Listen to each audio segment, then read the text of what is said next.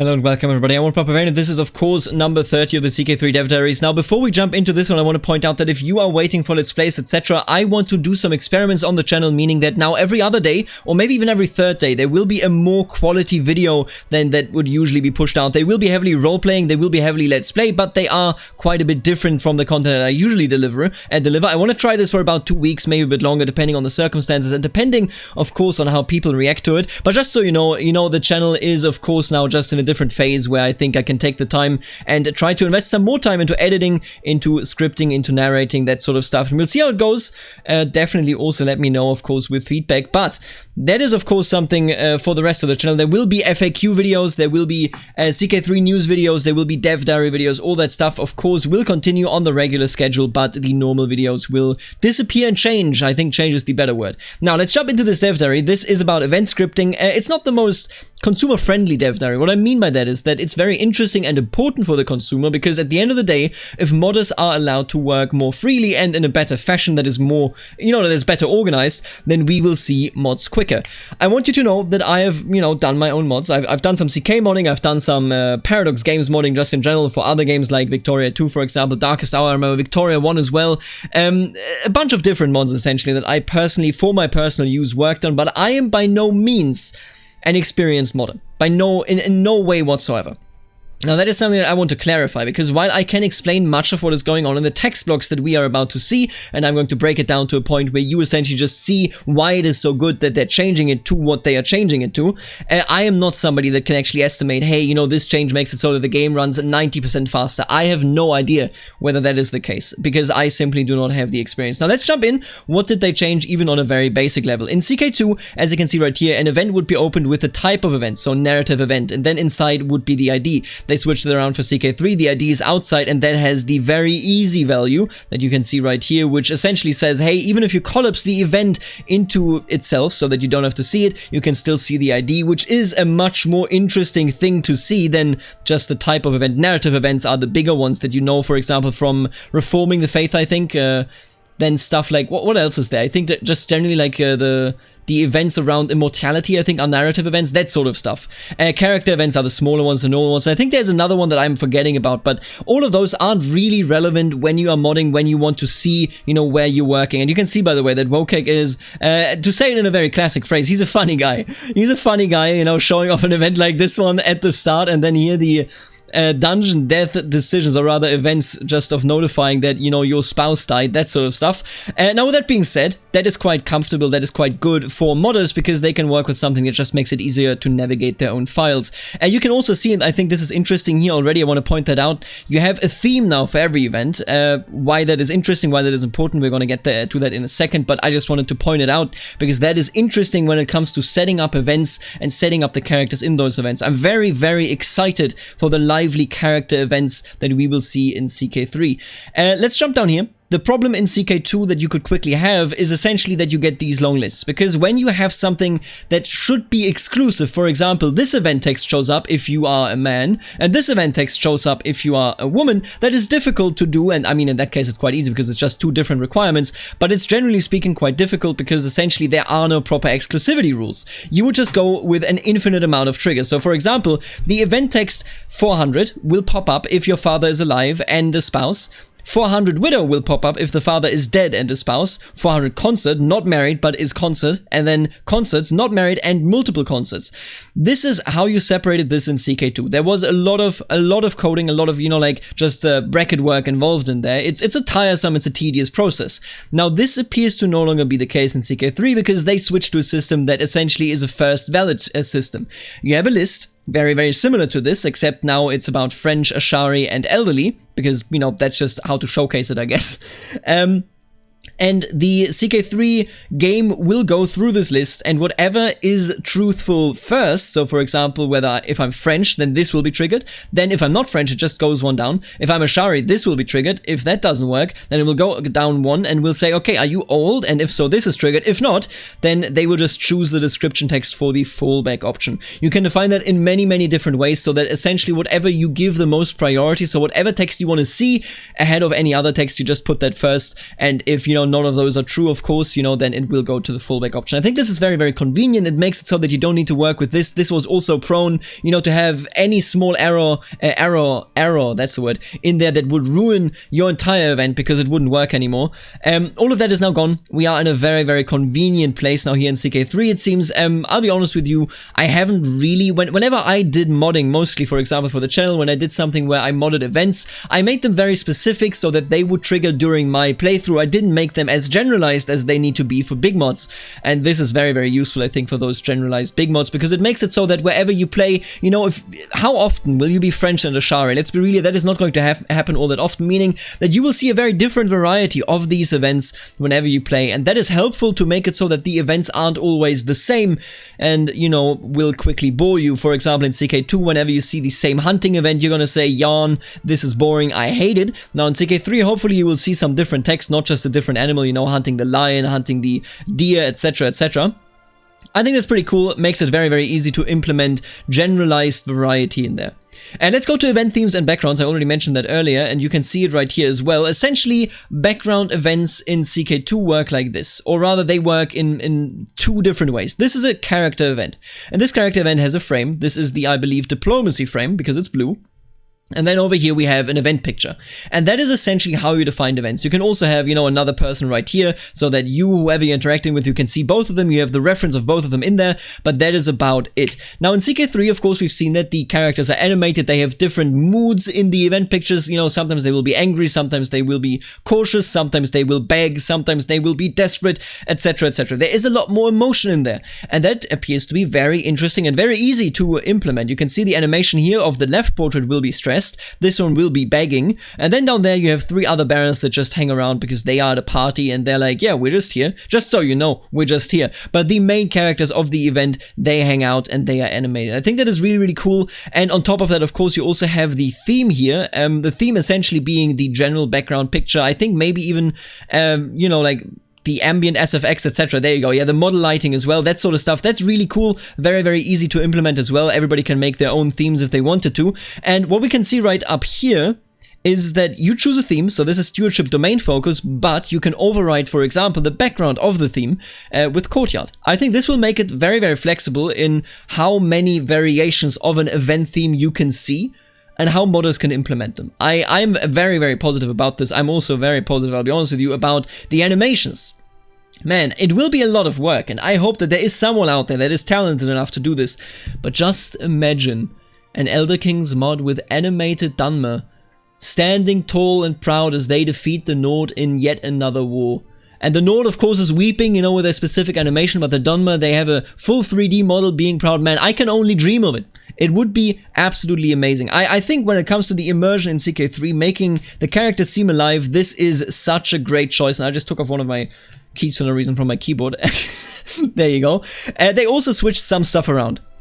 So essentially, they are now relying more on actions. I believe that on actions essentially are things that are triggered whenever something else happens. For example, if I give birth to someone, then, you know, the on action will make it so that in a certain amount of time, something else will happen. And that can, like, kind of chain event chains, right? Until a long time. I think actually they've kind of like gotten rid of it in CK2 in general as well. I might be wrong though. If you're an experienced modder, please correct me on this. Please correct me on anything, just for the record, anything that I say wrongly in this video. But they used to use mean time to happen a lot. For example, if the year is 900 and Rome falls, there is a mean time to happen of, I believe, 10 years until the Crusades are possible and get triggered.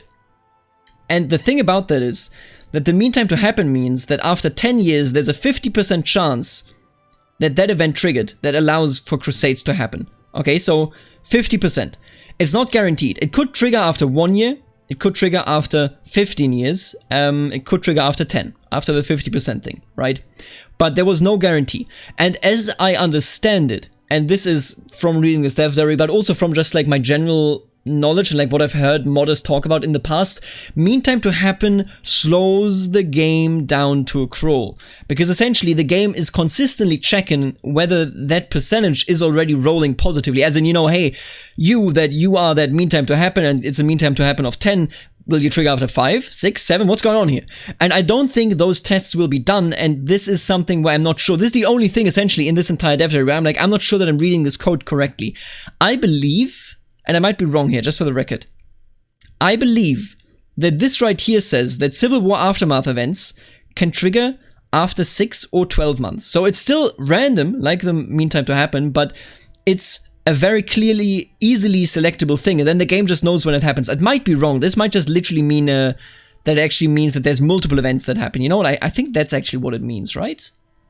I mean, maybe. Honestly, I'm not quite sure on this one, but essentially what on action means, and this I can confirm, it essentially means it is easier for the game to tell when something is going to fire, meaning there is less randomness and it's more kind of organized of when the game will select things to happen in general, making it easier on your processor.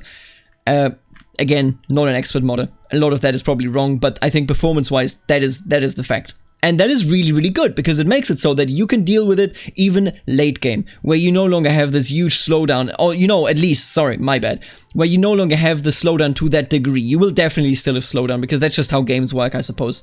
But this is a huge factor in making the game run well, and I think the jump to on action, as I understand it, and as it appears to be, is a really good one. So that is really valuable for us, because it means that bigger mods will probably also be able to run on your potato, which is always excellent, because everybody should have fun in these games. These games are great. If you have a potato, hey, my bad, you know, sucks. But at the same time, if they make it possible for you to play this game as well in the year 2020, that would be incredible. I pray for you. That's all I can say. Now, let's take a look at the scripted list here, okay? Essentially, what this is just a selection. So you have a trigger here, and that is the angry elderly male trigger. They try to find angry, ornery old men, right? And that is determined by saying you have to be over 66, you have to be male, and you have to have any of these traits: wrathful, arbitrary, fickle, or stubborn.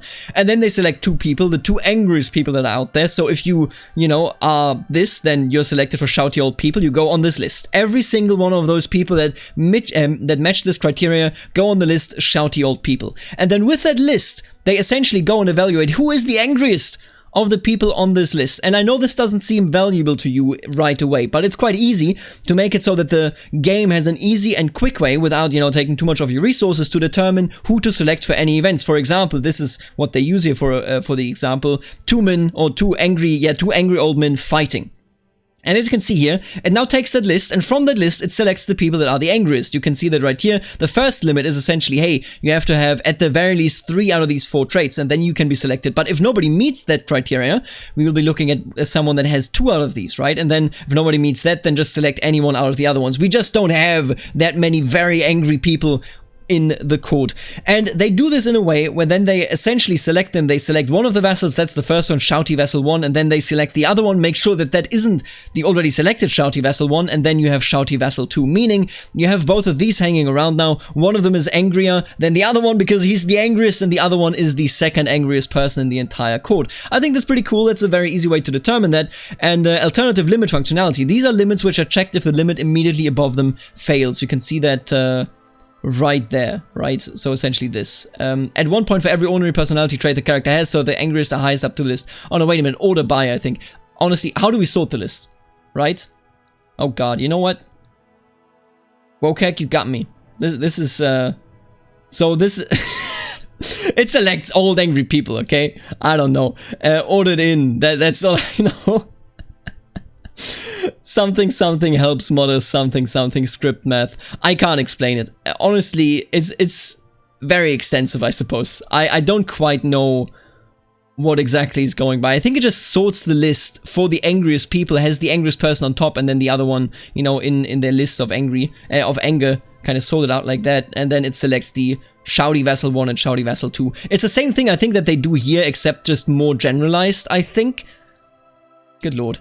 Options, giving the AI personality and stressing out players. This is pretty cool because this is quite obvious. So this is just a normal, you know, option. You can see that here, for example, these are options. Of course, it is determined what happens in the options. You get a flag, you know, the flag well fed, you get health, and then you get a chance to gain a trait, and it's similar right here, but except it's just for the trait. Now that is of course something that is also still in CK3. You can see there is some character moving around, so somebody is, perhaps you would like to join me as a retainer instead. So here we are hiring a person. You will pay the guy, then the guy moves to your court and sets up a favorable amicable relationship with you so that he doesn't leave or hate you immediately and plot against you.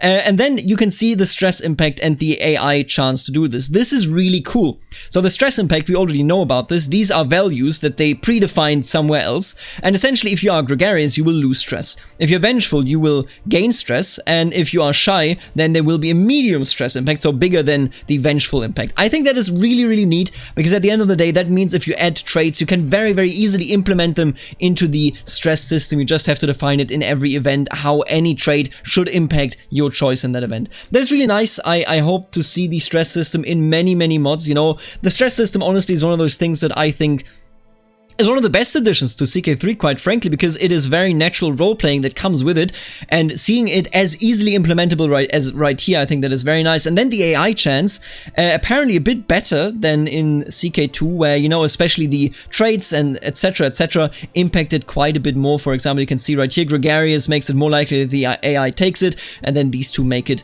less likely. Now, I believe that they already acted like that in CK2, but apparently, at least that is how they notice it, they make it a bit easier. You'll notice, there you go. The two main additions to this area that you'll notice are a drastically expanded use of AI chance and fairly commonly stress impact. AI chance, as in CK2, governs the approximate chance that an NPC character will pick that option. In CK3, we're making much more extensive use of that block and of our exposed AI value modifiers, building a personality for each character based off how much little of each value they have, in turn derived mostly from their traits, to ensure the characters act in accordance with their personality as much as possible by weighing almost all event options up or down based on appropriate AI value modifiers. So it's just more modifiers that can be used, making it more complex in how characters behave. You can see as well, they will depend on whether they, you know, are at war, if the option relates to rivals, etc. That's really, really cool. I hope to see more interesting AI choices, because the more the world feels alive, the more, of course, the game feels alive. And then stress impact, I mean, we already talked about that.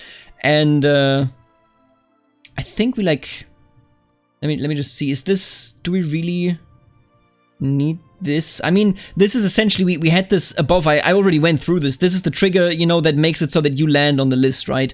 And as you can see here, if you meet the trigger conditions, then you land on the list. We already explained that, I don't think I need to go into this, but now a quick recap. Scripted triggers in CK2 were a way of grouping a long list of requirements together under a single reference and then referring to that reference when needing to check things.